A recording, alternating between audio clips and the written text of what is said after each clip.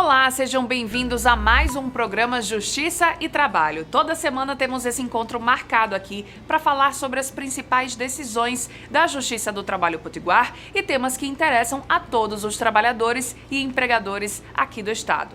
Olha o que tem nesse programa. Vacina contra a Covid. O empregador pode obrigar os funcionários a se imunizarem? Especialistas se divergem nas opiniões. Pessoas com deficiência cobram mais igualdade na disputa por vagas especiais em concursos públicos. TRT do Rio Grande do Norte recebe menção honrosa do CNJ pelo desempenho na Semana Nacional de Conciliação. E ainda tem a entrevista da semana. Fica com a gente que o programa Justiça e Trabalho está no ar.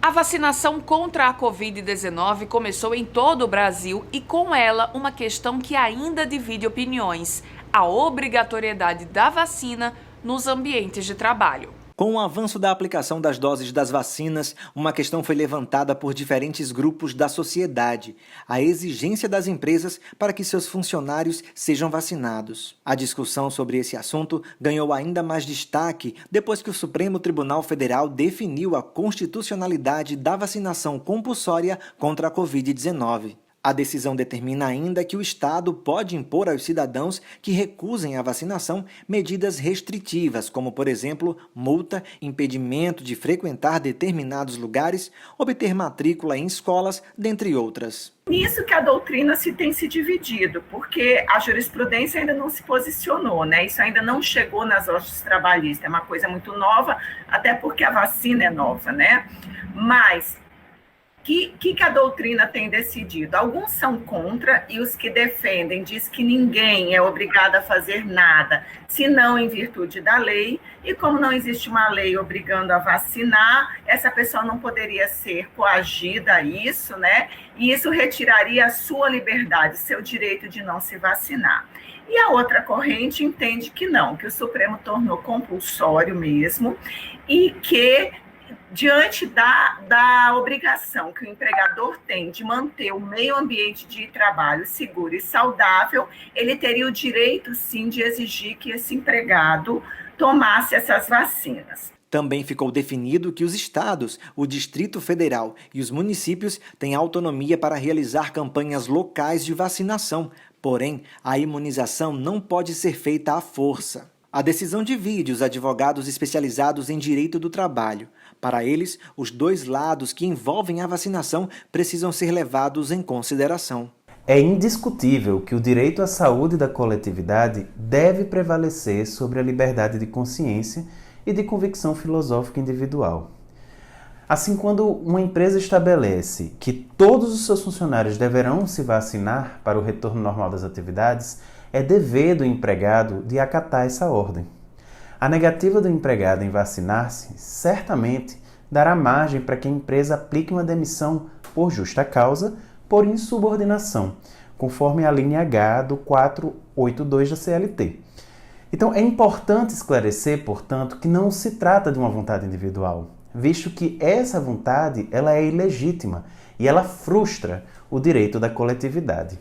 A possibilidade do trabalhador ser demitido por justa causa, ela deve ser analisada de uma forma não coletiva, tá? Eu sei que as manchetes dos jornais, elas tendem a polemizar o assunto, né? Mas a gente tem que verificar que a obrigatoriedade da vacina ao trabalhador, para que ele não possa ser demitido por justa causa, tá? Nada mais é do que uma histeria social. Ainda esta semana, o Ministério Público do Trabalho divulgou um guia técnico que lista pontos e normas brasileiras sobre a saúde e segurança no trabalho. O documento ainda considera que a vacinação diz respeito diretamente ao direito fundamental à vida e à saúde do trabalhador. Para o MPT, a vacinação contra a Covid-19 é direito-dever de empregadores e empregados. O assunto é complexo e, até agora, a única certeza que os especialistas da área têm é que logo mais a Justiça do Trabalho terá de interpretar casos sobre esta pauta. Pessoas com deficiência têm direito, na maior parte das seleções e concursos públicos, a um percentual mínimo de vagas destinadas a elas. Mas dentro desse percentual, há vários candidatos com diferentes graus de deficiência, e isso acaba gerando uma desigualdade entre eles. Christian Vasconcelos é advogado. Cego de nascença e com locomoção reduzida devido à paralisia cerebral, ele é exemplo de superação. Formou-se em Direito, tirou a OAB, tem 3 especializações, já foi conciliador da Justiça Federal e passou por uma residência jurídica na Escola da Magistratura. Hoje se dedica integralmente aos estudos na busca de uma aprovação em concurso público. O meu sonho é e sempre foi o de ser promotor de justiça e ainda continua sendo, né? Eu sonho em ser promotor e vou conseguir realmente. Também estou estudando para o concurso de magistratura e ver, né, aquilo que é melhor. Então, assim, meus planos serão esses, fazer esses concursos. Esse ano eles vão voltar com a força total, né, já que o ano passado, em virtude da pandemia, isso não foi possível, né, mas tenho certeza que esse ano isso vai acontecer e vai dar tudo certo, se Deus quiser. As vagas para pessoas com deficiência em concurso estão previstas no artigo 37 da Constituição Federal de 88. O percentual de vagas varia entre 5% e 20%. Isso porque cada ente ou estado pode delimitar a quantidade de oferta dentro desses limites. A lei também garante igualdade de condições com os demais candidatos para a realização das provas de seleção. No entanto, os diferentes graus de deficiência não são levados em consideração, o que pode ocasionar injustiças entre os candidatos. Quando eu fui aprovado para fazer a seleção do programa de residência judicial, lá da Smarne, eu fiz a parte teórica e eu observei que 4 pessoas, né, eu e mais 3, fomos aprovados na cota para pessoas com deficiência. E o que acontece é que apenas eu e uma outra colega minha tinham deficiências que eram notáveis, né? As outras 2 pessoas, não estou dizendo aqui, eu não quero dizer a vocês que elas não tinham deficiência, não é isso. Se elas se inscreveram na cota e elas estavam lá, que elas tinham, mas aparentemente eram deficiências que não limitavam tanto, né? Ou não limitavam, porque essas 2 pessoas que eu estou falando para você, elas faziam praticamente tudo. Elas andavam, elas viajavam, participavam de todas as atividades e ninguém notava que elas tinham algum tipo de deficiência. O assunto foi tema de artigo científico publicado na revista jurídica Luso-Brasileira. Foi escrito pelo advogado sob supervisão do juiz e professor Luciano Ataide. Eu acho que há aí para os portadores de deficiências em grau muito elevado, há uma dificuldade enorme de inclusão, enorme. E é isso que a gente tem que entender. E a dificuldade de inclusão, Elis, é mais grave, porque ela também pressupõe a dificuldade também de acesso a meios econômicos para sobreviver. Mas uma pessoa como essa tem acesso a um benefício LOAS, né, que é um benefício da Lei de Assistência Social. É verdade. Mas é um benefício muito pequeno para as despesas que uma pessoa às vezes tem, sabe, com equipamentos, com medicamentos, com terapias. Então, às vezes, uma oportunidade de trabalho que a sociedade eventualmente pode oferecer faz diferença. As proposições foram que os laudos médicos eles fossem mais criteriosos. Por exemplo, se você vai se inscrever no concurso, vamos botar para Ministério Público ou para magistratura.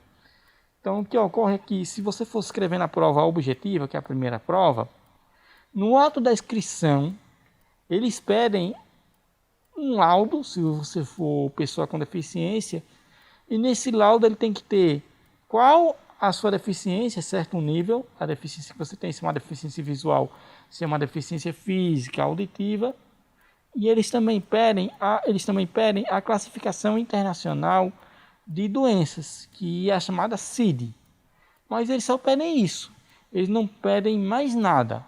O TRT-RN recebeu uma menção honrosa do Conselho Nacional de Justiça pelo desempenho do tribunal na Semana Nacional de Conciliação de 2020. A premiação aconteceu durante sessão plenária do CNJ. Ainda no eixo produtividade, recebem a menção honrosa o Tribunal de Justiça do Estado do Mato Grosso do Sul, o Tribunal Regional Federal da 3ª Região e o Tribunal Regional do Trabalho da 21ª Região. O reconhecimento do CNJ ao desempenho do TRT do Rio Grande do Norte durante a 15ª Semana Nacional da Conciliação, que aconteceu entre novembro e dezembro de 2020. O presidente da Comissão Permanente de Solução Adequada de Conflitos, Henrique Ávila, ressaltou a importância das mediações para o bom andamento da justiça do país. Uma das mais importantes soluções para que nós tratemos cada vez mais adequadamente dos litígios do nosso dia a dia, um poder judiciário abarrotado que nós temos e não poderia prescindir de uma solução de tal modo inteligente. O prêmio Conciliar é Legal do CNJ reconhece o desempenho de tribunais, magistrados, servidores, empresas, instituições de ensino, entre outros, que se inscreveram e apresentaram práticas que contribuem para a solução de conflitos. O objetivo é cada vez mais estimular a criatividade e disseminar a cultura dos métodos consensuais na resolução dos conflitos. O presidente do CNJ, ministro Luiz Fux, ressaltou a importância da conciliação aos olhos do mundo.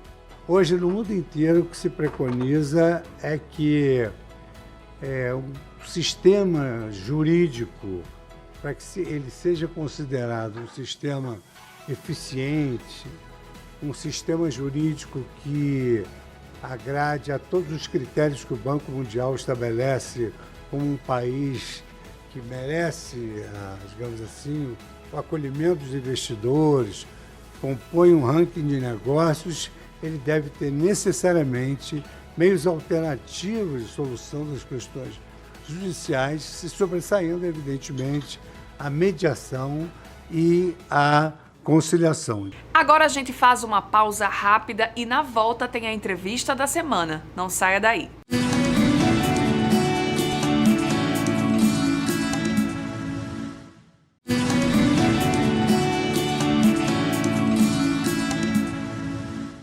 A primeira turma do TRT-RN não acolheu o pedido de justiça gratuita feito pela Brasita Cigarros Indústria e Comércio Limitada. A empresa foi condenada pela 10ª Vara do Trabalho de Natal e, inconformada com a decisão, tentou recorrer da sentença junto ao tribunal, inicialmente pleiteando a isenção das custas judiciais para seu recurso.